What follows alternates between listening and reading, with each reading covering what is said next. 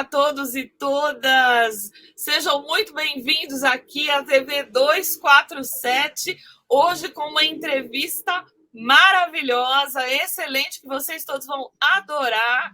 Eu sou a Valéria Marque, vocês me conhecem do Tríptico 247, e hoje eu estou aqui com esse moço, esse ator, esse diretor, esse roteirista maravilhoso, o Aldri Anunciação. Olá, Aldri, tudo bom com você?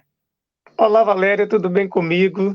Espero que esteja tudo bem com quem está assistindo. TV 247, finalmente eu estou aqui com vocês. É muito legal, estou muito feliz. Muito bom! Olha, eu estou muito feliz também com a presença do Aldri aqui, que eu já conheço há alguns anos, né? Mas faz muito tempo que a gente não se fala, não se vê. Acho que antes da pandemia, não é isso, Aldri? A gente não se Tem falou. bom tempo. Tem mais tempo muito ainda. Antes da pandemia. Muito antes da pandemia. A gente perdeu a noção, né? Um pouco, assim, porque os 2 anos da pandemia a gente não encontrou praticamente ninguém.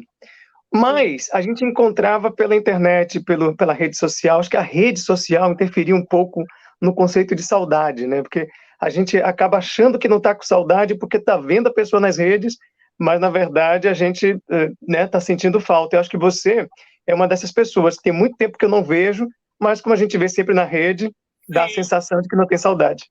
Exatamente, exatamente. E o Aldri está aqui para falar sobre esse filme totalmente diferente, interessante, essa distopia brasileira que se chama Medida Provisória, dirigida pelo Lázaro Ramos, mas que é originária de um texto do Aldri, um texto de teatro do Aldri chamado Nanibianão, que ganhou o prêmio Jabuti de teatro, quer dizer, um texto maravilhoso, que eu tive, inclusive, o privilégio de assistir a uma montagem. Eu não lembro agora que não foi, se foi 2015, por aí, foi aqui em São Paulo, não foi, Aldri? Vocês fizeram... A gente foi algumas vezes para São Paulo, viu? São Paulo é uma cidade que abraçava muito bem o espetáculo, Namíbia Não, que é um espetáculo que teve uma longevidade muito grande, né? Ele começou ali em 2011, na Bahia, e rodou, assim, em 10 capitais, e foi até 2018. Quer dizer, eu ainda tenho um texto aqui na cabeça, porque na peça de teatro tem todas aquelas personagens, praticamente, ainda que com 2 atores em cena. Você tem o André, tem o Antônio, você tem a Capitu, que está perdida pela cidade, tem inclusive a Dona Zildinha, que no cinema quem faz é Renata Sorrah, mas na peça ela é citada. Aliás, a Dona Zildinha é uma vizinha de verdade minha, eu espero que ela não veja o filme. Eu não sei quem assistiu ainda o filme para não dar spoiler, mas Dona Zildinha não é nada legal no filme. E ela é inspirada numa vizinha minha real, que estava aqui. Mas no espetáculo a gente viajou muito, e São Paulo foi uma das cidades que recebeu a gente várias vezes, umas 5 temporadas, minimamente, a gente fez ali. Pois é, então numa das 5 eu estava lá e adorei, e inclusive, ó, tem o livro aqui, comprei o livro, a peça de teatro, que é maravilhosa, e você me falou que agora ele não está mais sozinho, ele agora está dentro de uma trilogia. Conta um pouco sobre isso. É um livro que eu chamo de livro peça, né? É uma peça de teatro que ele tem uma... Na verdade, tem uma história muito engraçada desse livro. Por que ele existiu, né? Porque normalmente a gente faz teatro para atuar no palco e, né, o texto fica ali. Eu escrevi, eu tenho uma mania de escrever de forma bem engordurada. Eu escrevo muitas cenas quando eu estou ficcionalizando alguma coisa. Aliás, tem algumas histórias engraçadas sobre o filme para fazer, porque eu criei mais do que era necessário. Aí os roteiristas, calma, não precisa tanta coisa. Com a peça foi assim. Eu lembro que eu escrevi em 2018, na época que Obama foi eleito, aquilo mexeu muito com a minha cabeça, e quando eu descobri também da Libéria. Daqui a pouco a gente conversa sobre a Libéria. 2018 ou 2008? 2008. Ali foi 2008, quando o Obama assumiu lá a presidência na Casa Branca, um presidente preto na Casa Branca. Aquilo mexeu muito com a minha cabeça, e quando a gente traz preto e branco e pensa racismo, que o racismo não existe somente se você, né, de um lado, ele é uma fricção entre pretos e brancos, ou pretas e brancas, branquitude e pretitude, vamos dizer assim. E aquele presidente preto numa Casa Branca, aquilo me chamou muita atenção do lado de cá, né, do Brasil, e fora a descoberta da existência de um país chamado Libéria, que a gente vai conversar sobre ele depois, que tem tudo a ver com Namíbia não, e que tem tudo a ver com medida provisória, né? Aqueles que gostam de entender de onde veio as histórias, a origem das coisas. E foi bem naquele momento que eu burilei a história do Namíbia não, com todas essas personagens que a gente vê no filme, né? Eu me lembro mesmo que vocês vão citando, eram 2 atores em cena, mas vocês iam citando, falando, fulano diz, fulano não sei o que lá, então as personagens, elas estavam presentes, mas lógico, você vai fazer uma versão cinematográfica de uma peça de teatro, você tem que fazer todo um outro trabalho. Claro, E você foi eu um dos costumo roteiristas. dizer, Valéria, fui um dos roteiristas, mas eu costumo, assim, antes de chegar no roteiro, eu costumo dizer que foi uma peça que eu fiz com desejo de ter um elenco enorme, porque como você fala, eram 2 atores em cena, o André e o Antônio, né, que no cinema é feito pelo Alfred Enoch, e o André é feito pelo Seu Jorge. No teatro, o Antônio era eu, né, a Aldrin Anunciação, e o André era o Flávio Baurac, incrível. Mas assim, era uma peça que pedia para se tornar cinema. Por quê? Como você falou, eram 2 atores em cena, mas tinham mais 13 personagens ao redor daquele espaço único que é o palco, que entravam em vozes, né? Que entravam em narrativas indiretas. Por exemplo, a Capitu, ela nunca entra em voz na peça. A gente sempre se pergunta como é que deve estar a Capitu nas ruas, né? Diante daquela situação. O ministro da Devolução, que no cinema quem faz é o Cláudio Gabriel, no teatro quem fazia era o Wagner Moura. A voz dele entrava como ministro que estava ali na função operativa de capturar, né? Essa palavra é mais adequada, todos os negros e negras brasileiros em pleno século XXI para retornarem para a África, e o pior, como medida de reparação social. Assim, a lei surge cinicamente tentando resolver uma questão que a negritude apresenta no Brasil, né? Então, só para a gente recapitular, mas lógico, não vamos dar spoiler, mas esse é o mote do filme. Quer Por dizer, favor. o mote do filme. Não, eu não vi o filme ainda, mas eu vi a peça. Então, me conta assim, fala para o nosso público, quer dizer, começa com uma medida provisória de reparação ao povo negro, e a medida provisória é deportar todo mundo para a África de volta, é isso? Exatamente. Na verdade, nessa história, eu brinco, a gente brinca com essa ideia de que será que as leis estão a favor da gente ou contra, né? Porque às vezes elas surgem de maneira. Isso no nosso mundo real prático, agora mesmo, no dia a dia da gente, no cotidiano do brasileiro. São tantas medidas que surgem que a gente se pergunta, rapaz, as leis tiveram uma função, o Kafka traz isso, né? A função de existir das leis é fazer uma organização para que a gente não brigue entre a gente. Mas às vezes elas surgem de forma tão enviesada que a impressão que a gente dá assim, não é possível. Quem redigiu isso está querendo acabar comigo, né? Tá Então, assim, essa medida. Tá Então, assim, é uma crítica a esse lugar também, né? Do uso das leis em favor de quem? E ela sempre surge de forma cínica, quase sempre é para melhorar a vida da Valéria. Só que se Valéria pegar na ponta do lápis, vai ver que aquilo ali está prejudicando a própria vida dela. E assim, a impressão que eu tenho é que as questões raciais no Brasil passam um pouco por isso, entendeu, Valéria? Assim, a gente apresenta as questões, quando não é classificada como mimimi, né, é apresentada assim uma solução um pouco estapafúrdia, né? Por exemplo, eu estava vendo uma questão de inclusão social da negritude nas empresas. Eu tive acesso a uma empresa que falou, ok, vamos abrir vagas, né? Vamos criar uma estrutura de cotas, acreditamos na cota, a gente vai abrir uma vaga aqui para a negritude, né? E aí coloca umas exigências para a complementação dessa vaga, exigindo o inglês perfeito, ou alemão perfeito, ou francês perfeito. E aí você joga esses requisitos para a periferia. Tipo assim, olha, a vaga está aqui. Eu quero ver se vocês preenchem o requisito. Quer dizer, tem umas estruturas legais, ou de regulamentais, ou, né, em termos de lei, que parece que elas não vêm ajudar. E eu acho que o Namíbia, ou medida provisória, traz um pouco essa ironia, assim, do governo tentando resolver algo, mas não consultou a turma, né? Será que ele entendeu o que é retornar para a África? O retorno para a África que a gente pleiteia, ou a grande busca da ancestralidade que a gente propõe hoje em dia, é para retornar fisicamente, ou um assentamento de identidade para entender de onde eu vim e onde eu estou agora? ou é um assentamento de identidade para a gente entender que o Brasil é um país completamente entrecruzado, onde eu tenho ancestralidade africana, mas eu sou brasileiro. Eu sou negro ou sou brasileiro? São essas questões que aparecem no filme de forma bem humorada, viu, gente? Não é chato, não, como eu estou falando aqui agora. É bem Não, humorado, no filme, no livro e na peça. não, a peça é maravilhosa, o filme, eu não vi o filme ainda, mas eu já vi que tem cenas muito interessantes, e o humor faz parte do filme também. Mas você falou uma coisa interessante, né? Essa coisa do para quem é a lei, né? Quer dizer, esse exemplo que você deu é, na verdade, um exemplo, é uma pegadinha, né? É para não ter. Você oferece uma cota que não vai ser preenchida, e não vai ser preenchida entre aspas porque não tem ninguém que possa ter os tais requisitos. Quer dizer, é um looping, a gente vive num looping, né? É um absurdo isso. Olha, eu não apresentei o nosso convidado aqui, e eu gostaria de apresentar, porque em termos desses pré-requisitos, ele tem pré-requisitos maravilhosos. Então, vou colocar meu óculos aqui e a gente vai ler. Olha, o baiano Aldri Anunciação ganhou o prêmio Jabuti em 2003 pelo livro Namíbia Não, que é esse que nós estamos falando, que deu origem à medida provisória.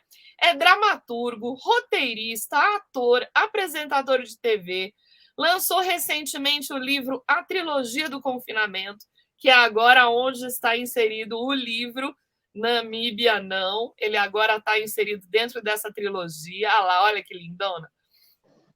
Editora Perspectiva. Ele é premiado como melhor ator no Festival de Cinema de Brasília em 2018. Prêmio de melhor roteiro no Indie Film Festival de Memphis, nos Estados Unidos. E prêmio Manuel Barba de melhor roteiro no Festival de Huelva, é assim que se fala? Na Espanha, isso, como co-roteirista do filme Medida Provisória, com direção de Lázaro Ramos. E ainda recebeu a Comenda do Mérito Cultural em 2014. É mole o que mais? Apresenta e roteiriza os programas Conexão Bahia, que a gente ele passa em Salvador, não é isso? Passa na Bahia, na região da Bahia toda. É um programa excelente. E também o programa Conversa Preta na TV Bahia, da Rede Globo, da região da Bahia. Defendeu doutorado em dramaturgia com a tese A Poética da Discordância, autodescolonização do autor através da descolonização da personagem de ficção, pela UFBA 2021, que, aliás, foi aí que nós nos conhecemos, porque eu sou sócia da Érica Bodstein, que fez, na época, o doutorado também junto com você, né? Ela estava no mestrado, você estava no doutorado. Atualmente desenvolve um projeto de série serializada para streaming. Então, né? É muita coisa, né, Valéria? É muita Teve um amigo meu que falou assim, Aldri, se eu tivesse metade disso aí que você tem... Oi? E ele fala alemão, gente. Ele fala alemão. Sprechen ein bisschen Deutsch. Tem um amigo meu que falou o seguinte, Aldri, se eu tivesse metade disso aí, eu tava rico. Como é que você não tá rico? Eu falei, calma. Calma que eu tô chegando lá. Calma. E eu sou um jovem, na verdade. Assim, na verdade, é porque, assim, você fala isso tudo, assim, como... Cara, é porque existem... minha família tem um pouco esse lugar da desobediência, né?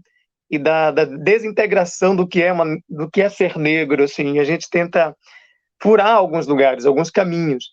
E as nossas tentativas de furo desses caminhos, que é, tipo, aprender alemão, aprender inglês, aprender iorubá, aprender, sabe, todas as línguas, não só as ocidentais, fazer um doutorado, conquistar essas questões todas mesmo, a gente se propõe a fazer isso, mas talvez o nosso objetivo não seja o enriquecimento. Talvez não seja. Eu não sei como é que isso fomenta-se. Porque um amigo fala assim, você devia estar rico. Eu falei, não é questão de estar rico, são reconhecimentos que a gente encontra em alguns lugares e que fazem parte de uma trajetória e de uma busca realmente de desobediência no sentido de colocar a negritude em lugares que normalmente elas não estão, entendeu, Valéria? Então, eu acho que a grande riqueza disso tudo que você coloca é justamente o preenchimento desses lugares, e que me deixa muito feliz mesmo. Eu acho que é essa a verdadeira riqueza. Até porque, até a ideia de riqueza, eu acho que a gente também precisa rever, né? Porque a gente vem num mundo onde rico é simplesmente quem tem dinheiro. Não, rico tem cultura, tem ideias, tem amigos, tem família, tem momentos bons de viver. Quer dizer, riqueza é uma outra coisa, eu considero, né? Porque tem gente que tem muito dinheiro e é absolutamente infeliz, então, ou não tem nada disso, mas você está me dizendo que você transitou por lugares de exceção, né? Que a Sim. grande maioria não transita, né? Porque, inclusive, o filme fala um pouco sobre isso, porque quando eu trago a medida provisória, essa ideia eu tive, eu já te falei, no dia que o Obama foi eleito. E eu estava, inclusive, no Rio de Janeiro, no dia seguinte eu peguei um avião para Bahia, fui para Laje de minha tia, que fica ali no João Velho de Brotas, que é um bairro completamente negro, e comecei a escrever as primeiras linhas, assim. A medida provisória, ela existe, entendeu, Valéria? A gente pensa, uma distopia, é algo que pode acontecer, talvez, né, no nosso atual governo, realmente uma medida provisória como essa pode acontecer, e eu não tenho dúvida disso. Mas dentro de um parâmetro literário, de pensar que isso é uma distopia ou uma obra fantástica, ela é uma alegoria.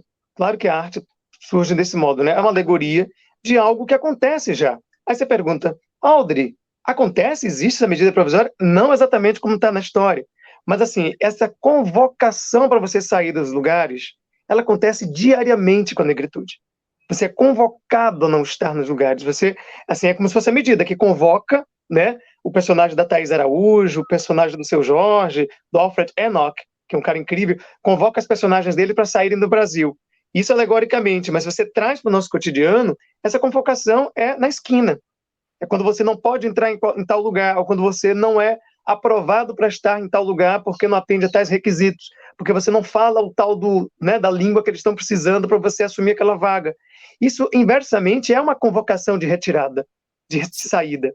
Então, o filme incomoda, né, ou então revela no espectador esse lugar. Sabe? A quem a gente está convocando para sair dos lugares? A quem a gente está estipulando uma medida provisória? O espectador pode se perguntar também: será que eu apliquei a medida provisória na vida de alguém? Será que eu aplico? E aí é que é interessante ver que o filme tem uma reação interessante na negritude, no público negro. E eu estou falando aqui de experiência das estreias que eu fui, né? Eu fui em todas as estreias, assim, eu vi as plateias, as reações da plateia não negra e a reação da plateia negra é diferente. A plateia não negra tem uma reação de revelação. Caramba, que articulação cruel é essa? Será que isso acontece no nosso cotidiano? É uma alegoria de algo que está acontecendo. Assim, existe um efeito de revelação nos brancos e brancas e tem um efeito de identificação no público preto e preta. Até porque é uma obra escrita por negros, né? É uma obra baseada num livro de um negro. É dirigida por um negro e nos seus sócios de produtores tem dois negros, ou seja, tem uma condução dividida ali, tem branquitude e negritude articulando uma história que fala de racismo. E a gente sabe que o racismo não existe sozinho, ele é uma fricção entre a branquitude e a negritude. Não existe racismo só com negritude, ou só com a branquitude. Não posso contar uma história de racismo, bem-humorada, como é uma medida provisória, tendo somente negritude em cena, porque precisa da fricção. O racismo é uma fricção entre branquitude e negritude. Então, assim, as reações que eu percebo são muito interessantes, Valéria, porque, assim, realmente é uma de revelação para um grupo, que é os não negros, e uma reação de identificação com aquela situação que acontece na comunidade negra que assiste ao filme Medida Provisória. Você acha, Audrey, que há essa falta de, por exemplo, obras como a sua, né? Eu me lembro que quando a gente viu no teatro, teve todo esse impacto. E eu acredito, até onde eu me lembro, que a grande plateia era branca, né?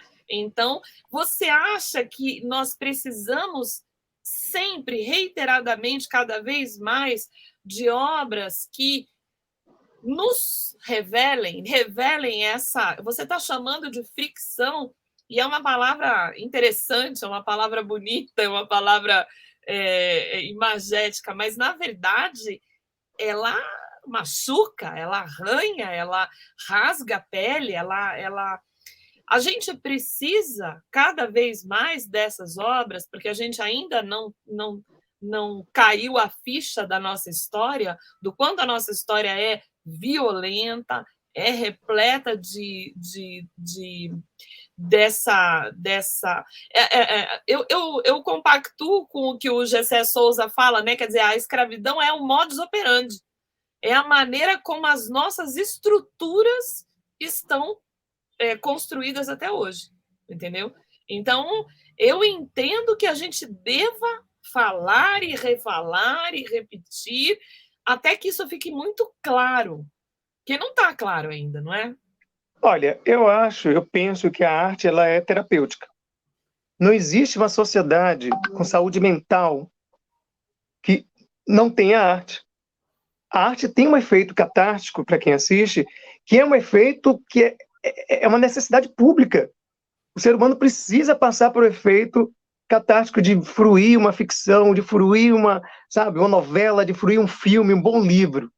Por que isso? Porque ele se reapresenta problemas naquele espaço ficcional, onde faz o espectador se sentir um pouco liberto de algumas questões, o racismo é uma delas, né? E também se sentir vivo, de uma certa forma. O que eu acho que precisa acontecer muito mais é uma ficcionalização de personagens negros. Por que isso? A gente sabe que a ocidentalidade se ficcionalizou o tempo inteiro, e isso foi terapêutico para ela, funciona. O que acontece com a comunidade negra é que ela foi excluída desse processo ficcional e só teve acesso somente à realidade nua e crua. Isso é complicado, porque isso provoca uma certa doença mental na sociedade. Daí que eu acho importantíssimo projetos como o Medida Provisória, né, tendo essa negritude. Eu começo por aí, tendo a negritude ficcionalizada em cena. Aí você pergunta, e é necessário a gente estar falando sempre sobre isso? Sempre. Sempre. Pega a Alemanha, quando fala do Holocausto, está sempre falando. Tem sempre que trazer essa história do Holocausto. E não é uma questão do tipo de um estribilho chato, não. Vira e mexe, a gente precisa trazer isso à tona para a gente procurar rever aquela situação social, aquela ferida social, e aí superar-se, né, de alguma forma, no mundo real prático. Entra na ficção para rever uma situação complicada que a sociedade tem e sai tentando fazer um mundo melhor de alguma forma. Essa é a função social que as artes têm e que algumas pessoas não percebem. Entendem a arte como algo supérfluo. Não é. Ela é necessária para essa saúde mental e para o estímulo do espírito crítico das pessoas de um país. Então, quando você me pergunta se é necessário a gente estar falando sobre esse assunto novamente, de forma de ficção, sim, sempre é necessário. E de formas diferentes. Repara que a gente já está trazendo o racismo não como um humor jocoso, né, que torna aquela situação agradável para quem é racista. De forma alguma. Ela traz de forma irônica e bem-humorada. Quer dizer, é uma tentativa de analisar o mesmo tema por um viés diferente. Talvez menos amargo, talvez mais duro, em certo momento. O filme começa como uma comédia romântica, Valéria, você não viu ainda, mas é uma comédia leve, romântica. A lá, vamos dizer que o nome branco ocidental é lá, Julia Roberts. É. E aí chega um momento que é importante esse tipo de ficção, assim, por exemplo, e é legal isso, porque isso revela que é escrito por mãos negras, né? Que sabem que existe a comédia romântica na negritude, sim, que existe o amor perfeito, sim, que existe aquela visão perfeita do mundo romântica, sim, na negritude. A gente não acorda pensando, sou negro, vou sofrer. Não é assim. A gente sabe que tem, a gente sabe que tem 23, a cada 23 minutos morre uma pessoa da juventude negra no Brasil. Isso a gente sabe. Mas também a gente tem outras vidas, né? A gente tem técnicas de sobrevivência mental. A gente tem técnicas de sobrevivência das ruas. Eu sempre saí de casa com as recomendações de meu pai e de minha mãe: use documento, não corra. Sabe aquelas regrinhas que tem até em algumas ficções? Isso existe, isso é real. A gente cresce buscando técnicas de sobrevivência. E nessa técnica de sobrevivência, a gente vive várias modalidades de vida, várias linguagens. É por isso que o Medida Provisória começa com uma comédia romântica, até para reforçar o quanto o racismo ou medidas provisórias do cotidiano interferem nas nossas vidas, fazem assim, ó. Quando o cidadão negro sofre um racismo, a gente muda, a gente sente algo do tipo existencial, é uma crise existencial. Tipo, meu Deus, estão negando a minha existência, algo que é irreparável, eu não posso mudar o que eu sou, e estou sendo rejeitado por isso. Então, assim, isso muda tudo. E é lindo quando isso acontece no filme, porque a medida provisória ela surge de forma tão impactante no filme que não muda somente, aqui estou falando do ponto de vista do autor, né? Não muda somente a vida das personagens, muda a linguagem do filme. É tão agressivo a injúria racial ou o ato racista que ele muda a linguagem da pessoa. Então, muda a linguagem do filme. Então, o filme passa a ser um thriller. Não é à toa que a crítica americana fala que ele é uma mistura de Black Mirror com Handmaid's Tale e Parasita, sabe? Ele mistura uns lugares aí sombrios de linguagem e ainda tem comédia romântica. É porque a gente traz isso como linguagem de que a injúria racial, a medida provisória racista, o ato racista interfere demais na vida do sujeito e interfere demais na vida de um país. E é uma convocação para todos. Na verdade, esse filme é uma convocação para negros e negras, não negros e não negras, pensarem sobre essa questão junto com a gente e encontrar soluções possíveis, né? Com certeza. E me diz uma coisa, eu ouvi dizer que também teve um pouco de crítica justamente pelo bom humor. É isso? O humor foi criticado nesse sentido ou não? Eu vi meio rapidamente isso. Teve essa questão do humor? Eu acho, como eu te falei, eu cresci na desobediência, cresci na desintegração, né? Minha família sempre trabalhou assim, olha, vai para lugares diferentes. Tratar o racismo não com humor jocoso, mas com humor irônico e talvez aquele humor reflexivo, claro que ele vai provocar um certo incômodo, né? Ou uma certa crítica. Claro que vai, porque tipo, por que você não traz essa história chorando, Audrey? Como é de praxe? Eu quero ver você chorando. Eu quero ver você sofrendo. Oh, meu Existe Deus. uma coisa, um pensamento do afropessimista Wilderson, que tem um livro chamado Afropessimismo, muito interessante, que ele mostra esse lugar assim, essa satisfação psicológica de uma sociedade não negra, ocidental, que se alimenta do sofrimento das minorias, que se alimenta, no caso nosso, maioria, que se alimenta da pele negra. Sabe que a violência da pele negra ela está para além da questão econômica ou social, né, que tenta impor as pessoas ali naquele lugar, naquele patamar social baixo. Está para além disso, ele aponta que talvez exista, Valéria, uma coisa muito chata, um alimento da psique da sociedade branca racista no sofrimento dessas comunidades, dessas comunidades negras. É como se a nossa morte alimentasse ou os fizesse não desistir da sua existência psíquica. E esse que eu estou falando aqui não é um pensamento do Aldri. O próprio Frantz Fanon coloca isso. O próprio Frantz Fanon coloca isso. E o afropessimismo meio que traz isso como um pensamento o pensamento da antinegritude. Então, assim, se você traz a história da negritude sem chicote, sem sangue, que o Lázaro Ramos propõe isso de forma belíssima, não tem sangue, tem morte, E não mas não tem tem arma, sangue. né? Ele falou também. Não tem arma. Não tem arma. E o filme consegue comunicar a violência, comunicar a morte, sem precisar fazer uso desses recursos. Consegue comunicar o sofrimento da comunidade negra sem dar chicotada em ninguém. Sem alimentar o aspecto sadomasoquista de uma sociedade racista.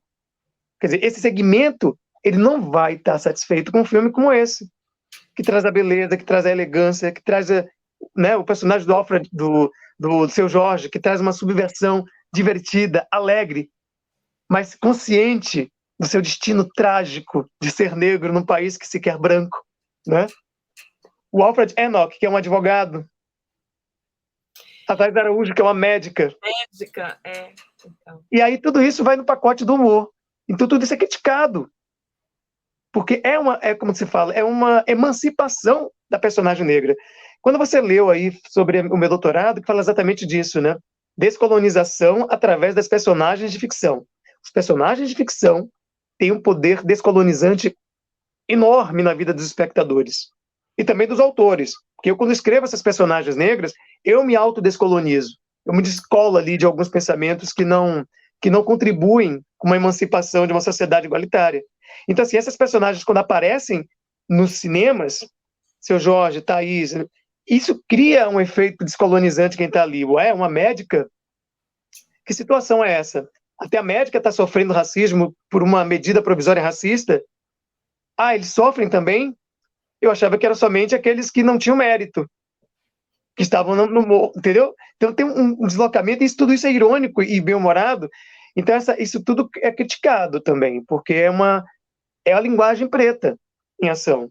São pretos colocando a sua poética em cena. São pretos dirigindo um longa-metragem sobre pretitude, da onde tem branquitude também.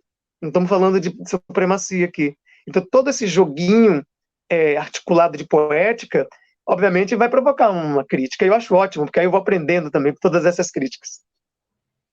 Não, e elas são necessárias, né? Justamente para a gente mexer com esses paradigmas, né? Mudar essas formas fixas de ver, né? E você falou até uma coisa que eu não tinha pensado, né? Quer dizer, a arte para uma pessoa negra, você muitas vezes não tem a arte como um veículo de reflexão da sua própria realidade, porque você não tem direito a ela, né? Não tem. Não, eu não tinha pensado nisso. Você me deu aí um choque de informação. Não, mas é raro porque é um pensamento que somente a negritude tem. Por exemplo, eu comecei a escrever por quê, Valéria? Tem um lugar aí também de preenchimento de personagens negras que eu preciso ter. Eu comecei a pensar, meu Deus, eu preciso criar. Primeiro que eu estou abrindo mercado de trabalho para mim, porque eu sou ator também. Vou criar meus personagens. Durante um bom tempo, a gente disputava os personagens com 50 atores negros para conseguir uma vaga. E naquele mesmo elenco tinham 10 vagas ou 10 personagens brancas. Pois é, isso é uma coisa muito complicada, né? Muito complicada. Muito. E, por exemplo, se a gente, na Inglaterra, você tem o uso, muitas vezes no teatro, dessa coisa do color blind, né? Que eles chamam, né? Quer dizer, distribui-se os personagens sem nenhuma consideração se é branco, se é preto, se é o que é, entendeu? E eu acho isso muito interessante. Mas a leitura disso lá talvez funcione de uma maneira mais fluida, mas aqui ainda não. Eu ouvi recentemente de uma pessoa que eu gosto muito, que eu considero que é uma pessoa que tem noção dessas questões, mas ao mesmo tempo ela falou: é mais interessante, tem hora que a gente tem que manter os personagens brancos, porque fica meio esquisito em relação ao histórico do assunto e tal. E, na verdade, não. Você, entendeu? Você deveria pôr quem é bom naquilo, quem é interessante naquele papel, até em questão de gênero, entendeu? Eu posso fazer um Hamlet mulher, posso fazer um, entendeu? Eu posso misturar coisas, mas isso ainda é muito complexo aqui, né? A gente ainda está num momento de picar a estrada ainda, não é, Alder?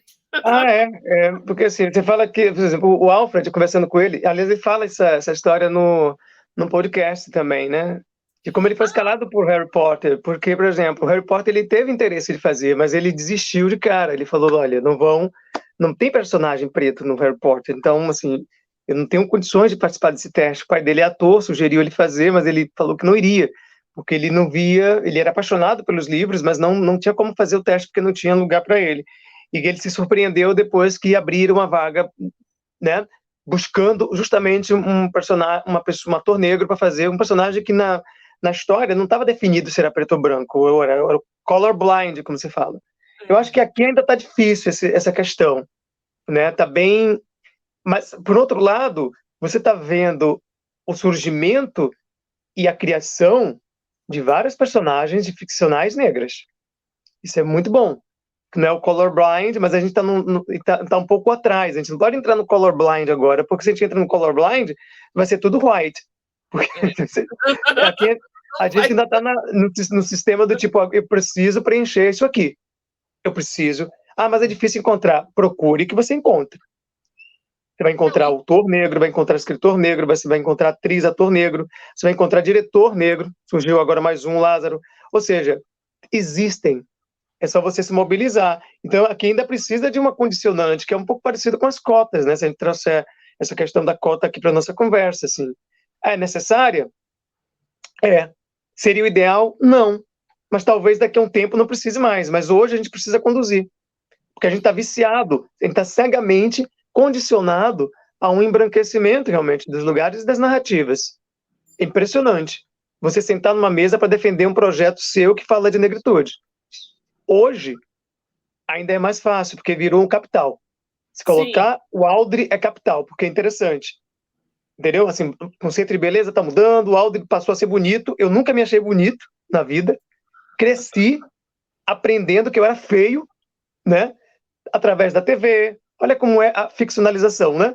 A pretitude entrava sempre com o lugar enviesado da feiura, do ridículo. Então, como é que você quer que uma figura cresça achando que é bela? E aí, um belo dia, alguém chega e fala, você é gato. Eu sou gato? É. Como? Quer dizer, então, assim, as coisas estão mudando hoje, né? Nesse lugar. Mas teve um tempo que era muito difícil você defender uma história como essa. Não é à toa que você olha agora para Medida Provisória, é um filme que tem 220 salas no Brasil inteiro, e é um filme escrito por negros, baseado no livro de um autor preto que ganhou o Jabuti, que ninguém sabia. Ganhou o Jabuti como? É muito espantoso. A nossa vida é um espanto para as pessoas, entendeu? Você fala alemão como?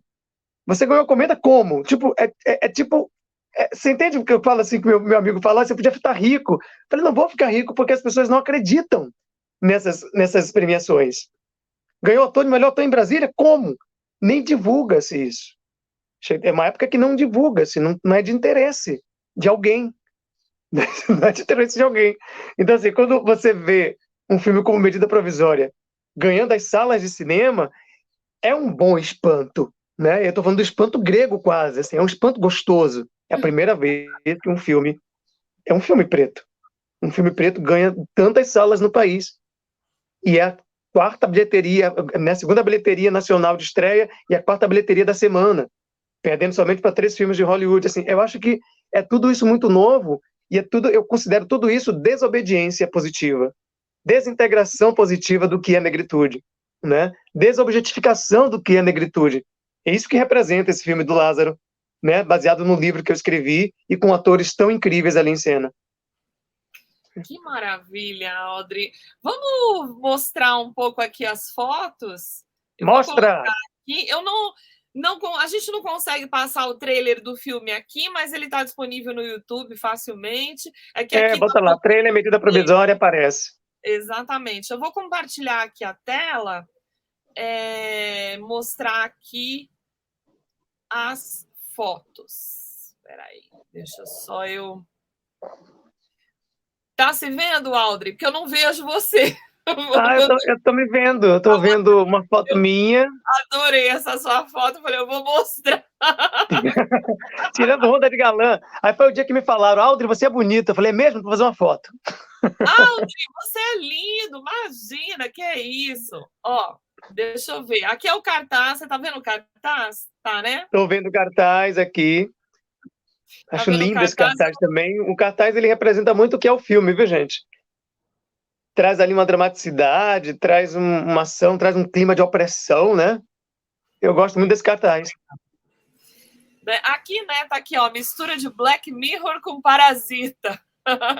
Aqui eu não consigo ler, porque foi algum jornal. É uma crítica norte-americana, foi onde a gente ganhou o prêmio de melhor roteiro no Indie Memphis Festival. Exatamente. Olha, aqui eu até achei legal o cartaz em inglês, né? O filme tá rolando por aí também. Será que vai ser indicado ao Oscar, hein? Pois é, você tem falado isso, né? Assim, é difícil pra gente, né? Falar assim. O Lázaro até ontem na entrevista falou: eu quero que ganhe o Oscar. Eu quero também. Eu quero também, mas assim, é uma decisão que vai revelar um pouco do nosso país, né? Eu gosto de, quando fala do Oscar, eu aproveitar que está nesse cartaz em inglês, eu lembro de uma figura chamada do Chocolat, que criou a Teatro Negro de Revistas, lá atrás, assim, e tinha uma cantora linda no grupo dele, que seria a Carmen Miranda, né? Era a figura que ia assim, mas eles não investiram nela, porque tinha que ser internacionalizado, eles mandaram uma representante branca, na verdade, para representar o país. Eu não sei como é que vai ser essa questão do Oscar com medida provisória, não sei que tipo de filme a comissão vai querer que represente o estado atual do nosso país e artisticamente Ah, falando também, que poética é essa que vai ser enviada para lá. Tem que ser. Eu torço para que vá. eu também. Aqui a gente tem o Alfred Enoch, que, aliás, é um ator, ele é britânico, ele nasceu na Inglaterra, mas ele Isso. é filho de mãe brasileira e pai inglês, e o pai dele é um grande ator de teatro inglês, e ele é a primeira vez que ele está fazendo um filme no Brasil, não é isso? E aqui, seu Valéria, é Jorge. isso mesmo. E tem uma coisa bem interessante, que o pai dele tem uma participação no filme. Eu não vou dizer qual é. Vá assistir o filme Medida Provisória, que o pai do Alfred, que é um grande ator de Londres, ele faz uma participação muito especial no Medida Provisória. E Que sim, ele é maravilha! filho de uma carioca, né? O Alfred, ele fala muito bem português e morou durante 2 anos aqui em Salvador, perto do bairro onde eu moro. Que legal. Eu vi aí o podcast que você falou, o Lázaro e eles foram no Podpah, né? Aí eu assisti. Aqui, seu Jorge, que tá super, o personagem super bem-humorado, que também foge um pouco dos personagens que ele costuma fazer, né? E o Jorge é uma caixinha de surpresa, né? Ele sempre traz alguma coisa. É um artista incrível, assim, tanto na música quanto no palco. E o Wagner Moura disse que até na cozinha o cara manda bem. Assim, É? ele traz talento de tudo quanto é canto, assim. E o personagem dele consegue. É uma figura muito importante no filme, assim, consegue abraçar a gente de uma forma muito bonita, né? Assim, muito empático o personagem dele. Incrível esse cara.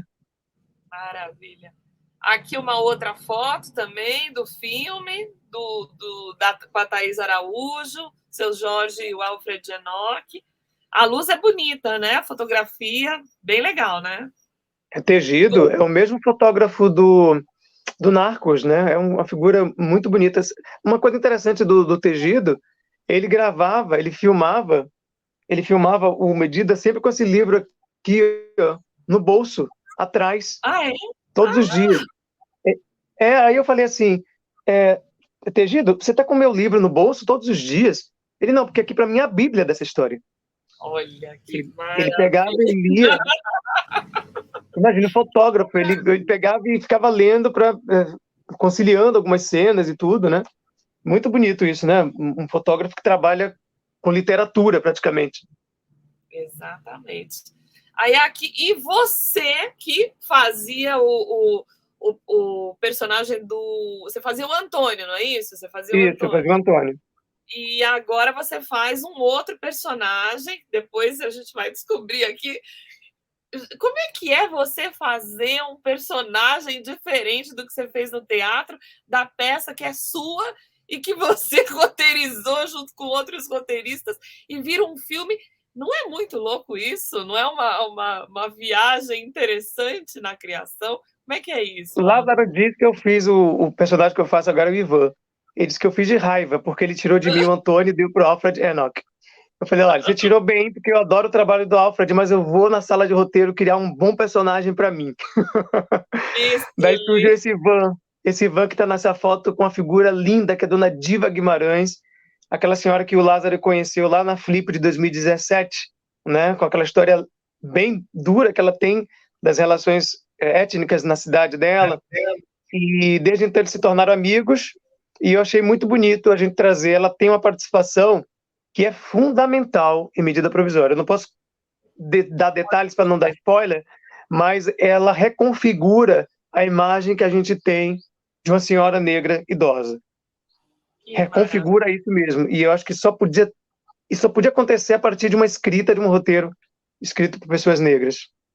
Que maravilha. Olha que você, todo bonitão aí, aparamentado no filme, com a Indira Nascimento, é isso, a Indira atriz? Nascimento, esse núcleo do filme é muito bonito, né?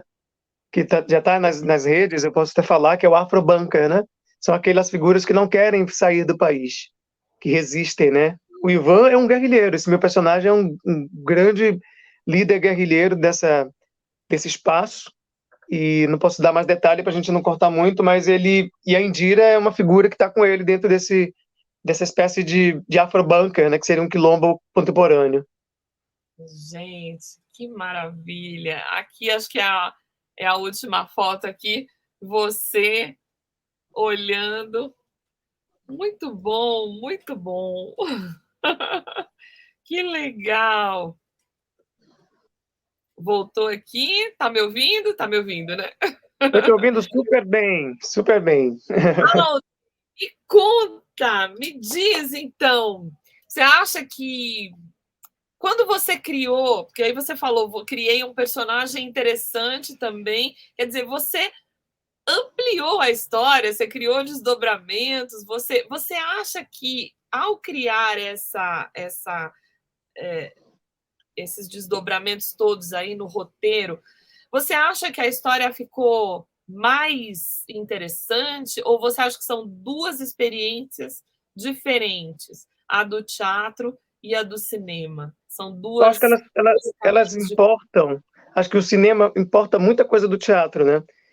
A gente ficou muito preocupado em não divorciar totalmente da experiência teatral, porque a gente queria justamente a reação do público. Você viu a peça, né? A gente queria justamente aquela reação que o público tinha, uma relação de espanto, de revelação, né? Na comunidade branca ou não negra, e uma relação de super identificação na comunidade negra.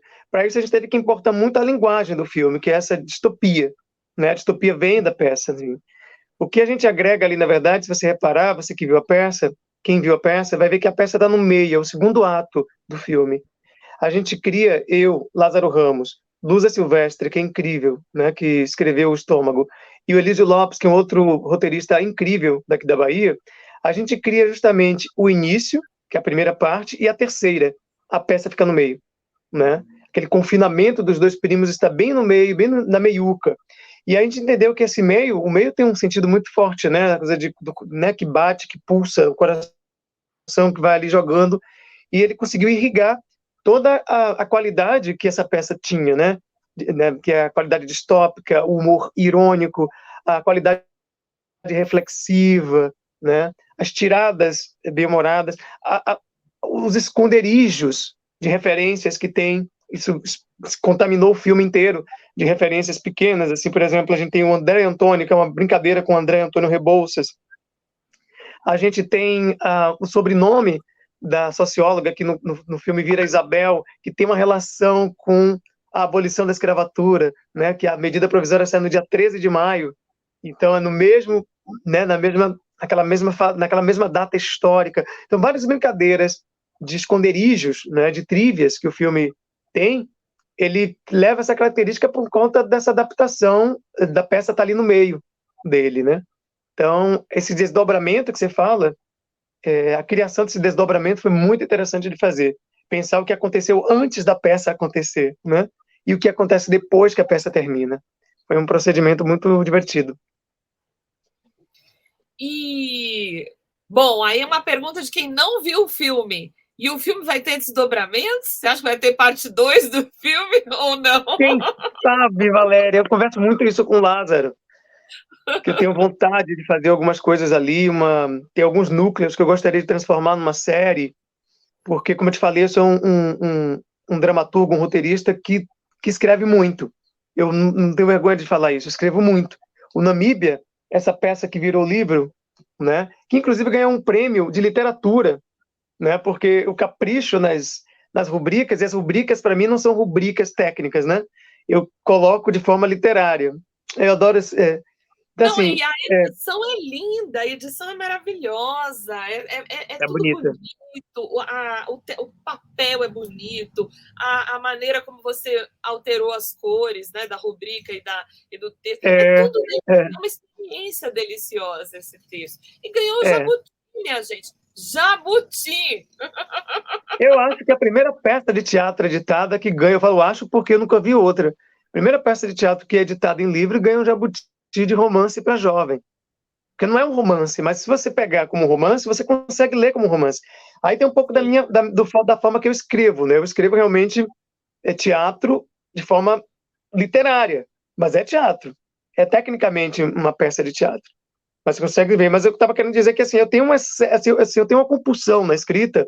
Esse Namíbia, por exemplo, eu fiz metade da peça numa noite. porque a peça se passa numa noite, né? Que é a noite que eles estão confinados, fugindo da medida provisória. Então, assim, existe uma compulsão nesse lugar. Então, quando você fala de uma continuidade, eu fico muito com muita vontade de fazer, porque o que a gente teve que tirar do filme, porque o filme são 2 horas apenas, eu acho que caberia muito bem numa série de 10 horas, né? Imagina se você me dá 10 horas para eu escrever, eu vou ficar muito feliz. Tomara que dê certo isso, que você possa escrever e fazer cada vez mais. E, Audrey, me fala uma coisa, você... O que você está planejando aí? Você vai fazer teatro? Agora você vai focar mais no filme? Você é um espírito livre que vai fazer tudo que der vontade? Como é que é isso? Porque cada hora você está num lugar. Onde é que você está agora? O que você está... Olha, você sabe que eu vivo uma encruzilhada. Como é uma encruzilhada? Você tem 4 vias numa encruzilhada. Então, assim, eu trabalho como ator, não consegui deixar de trabalhar como ator, gosto de fazer e os convites sempre aparecem. Então, eu trabalho também como escritor, roteirista, dramaturgo. Adoro escrever, já te falei que eu tenho compulsão de escrita ficcional, né? Eu adoro escrever, então, assim, estou sempre nessa localização. E eu adorei encontrar o comunicador, sabe? Essa coisa de ter um programa onde eu investigo as pessoas, investigo as comunidades, que eu trago humor, que eu trago leveza para assuntos às vezes pesados, que eu tenho a liberdade de criar, porque eu roteirizo o meu próprio programa, que tem aqui nas manhãs de sábado da Globo, antes do de casa. Eu também dirijo o programa, estou no comando, então é uma função ali que eu adoro, que é de comunicador, e ainda tem esse lugar aí que é do empreendedor, que é o produtor, né? A Melanina Acentuada, que é minha produtora, que inclusive é um termo muito usado na peça e no filme. Melanina Acentuada é uma empresa que eu fundei já há 8 anos, que tem o objetivo realmente de catalisar a construção de narrativas pretas, né? Claro, com negros e não negros, negras e não negras, mas catalisar isso. Então, quando você pergunta onde é que você está, eu sempre acho que eu estou na encruzilhada. Aí, a depender da rua que eu olhar, aí eu digo, ali está acontecendo um trabalho de ator para fazer isso. Ali a escrita está acontecendo isso. Como ator, eu tenho um longa para fazer, né, com o pessoal da Ronza Filmes, e tenho uma peça para estrear em julho, uma surpresa. Não posso falar ainda, mas ela estreia em julho. Ela ensaia no início de junho e estreia em julho, final de julho. Isso aí nessas avenidas, né? Se você corta para a avenida do apresentador, eu estou com o meu programa sempre escrevendo, e sempre, agora mesmo, daqui a pouco eu vou ali sentar para escrever mais um episódio do programa. E como produtor é onde é mais intenso, assim, porque aí tem muitos projetos.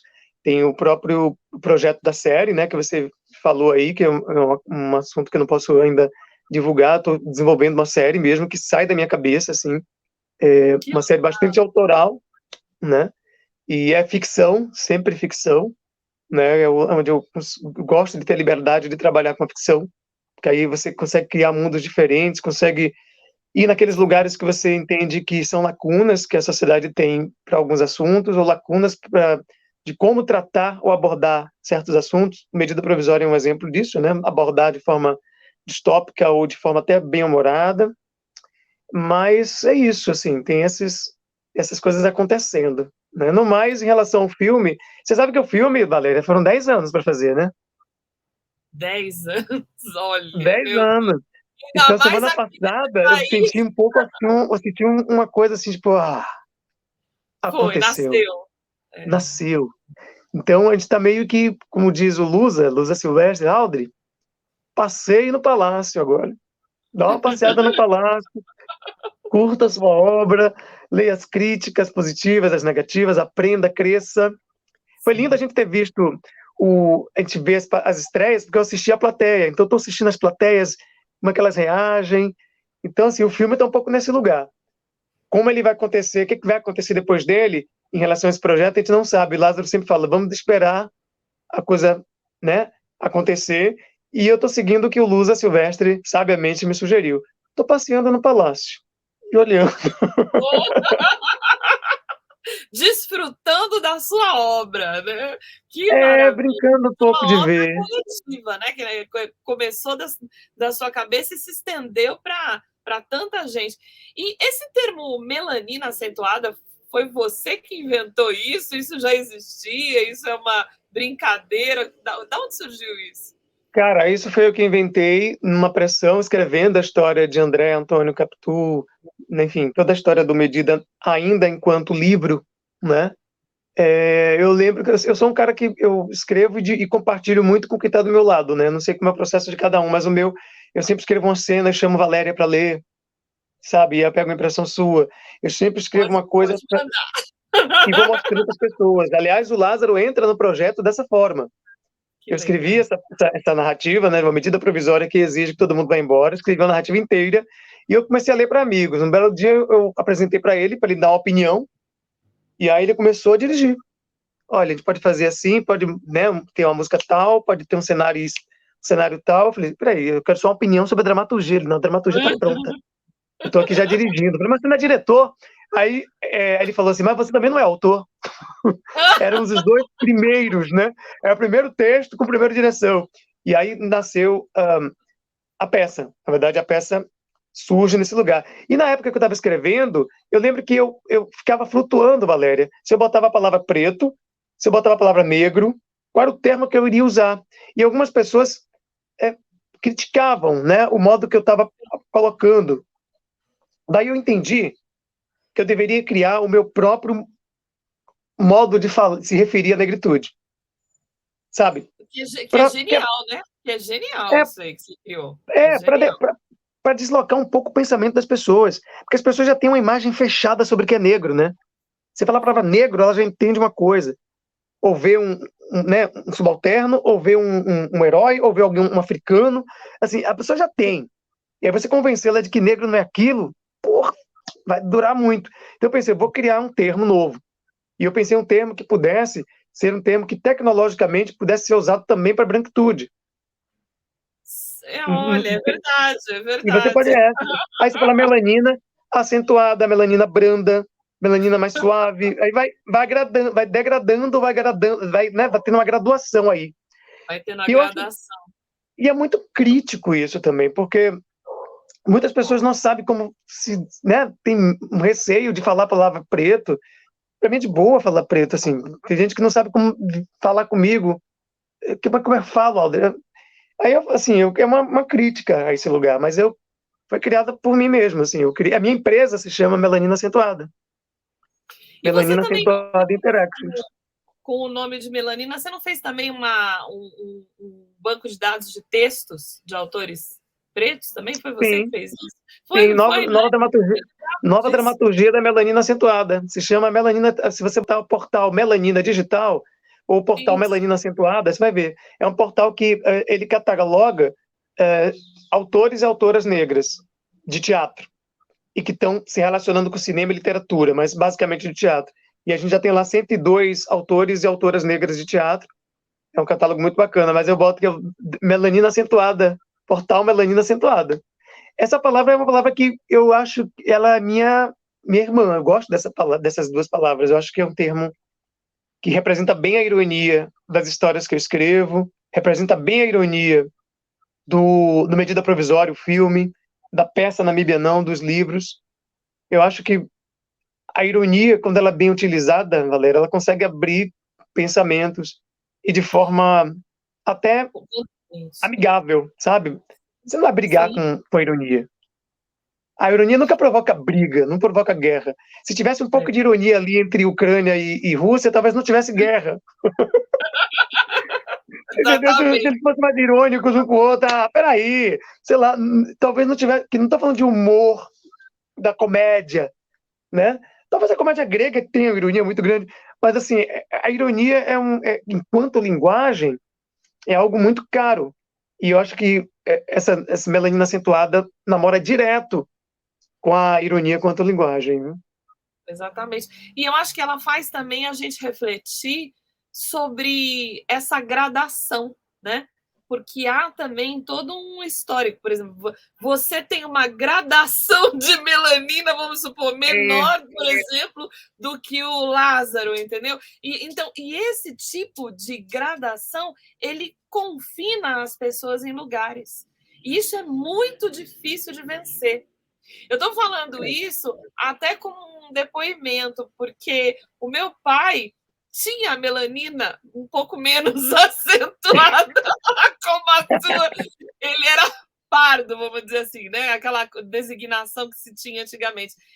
E quando ele morreu, só no final da vida ele falou para minha mãe, ele falou, agora eu sei que eu sou negro. Olha, tá Porque vendo? ele transitou, Audrey, em todo... Como você... Ele ganhou um concurso, foi morar nos Estados Unidos, depois voltou, conseguiu um trabalho. Ele transitou por lugares onde não tinham negros. Então, ele era uma exceção. Só que naquela época você não falava nada, ninguém falava nada, ninguém falava assim. Eu sabia que meu pai era mais moreno do que todo mundo, mas ninguém falava nada, seu pai é negro. Nem ele sabia que ele era negro, entendeu? Então, é importante que quando você diz melanina acentuada, você evidencia o quanto essa gradação é cruel, o quanto ela é um absurdo. Ela é um absurdo, né? O quanto ela é bonita porque ela define culturas, mas quando ela é usada de forma leviana pelos artefatos sociais, é muito complicado. Você começar a rejeitar o outro pela ausência ou pela presença de melanina, na verdade é uma questão quase que biológica, assim, superficial. A melanina só está na superfície, né?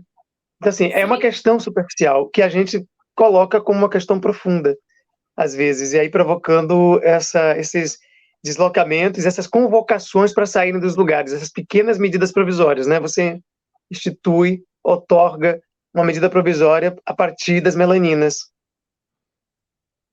Muito louco. Olha, eu estou muito feliz dessa conversa aqui. Convido a todos para assistirem o filme Medida Provisória, que está em muitos cinemas, tá? Você falou que já está o quê? Até quarta bilheteria, terceira bilheteria, é isso? Final de semana a gente foi a quarta bilheteria nacional. A gente perdeu para os outros filmes, os americanos. Não vou dizer o nome para não divulgar, assim, também. Mas são aquela da franquia Harry Potter, né? Aí vem o Medida Provisória, quer dizer.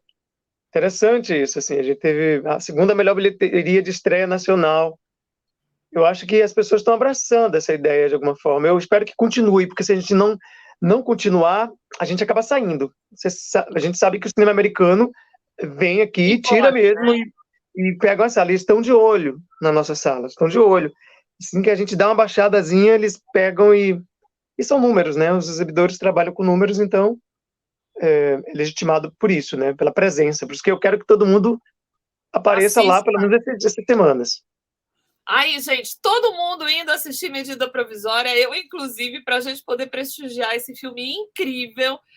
E fiquei muito feliz de trazer o Audrey Anunciação aqui para vocês conhecerem o criador dessa história, né? O dramaturgo, o escritor, o ator, que também participa como ator e foi um dos roteiristas. Então, Audrey, muito feliz de você estar aqui. Queria que você falasse as suas considerações finais aí para a gente finalizar essa conversa deliciosa aí que tivemos.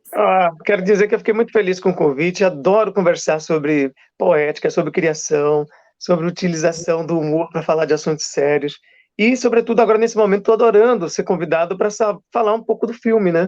Que é um filme que tem uma importância muito grande, assim, sobretudo para o setor artístico.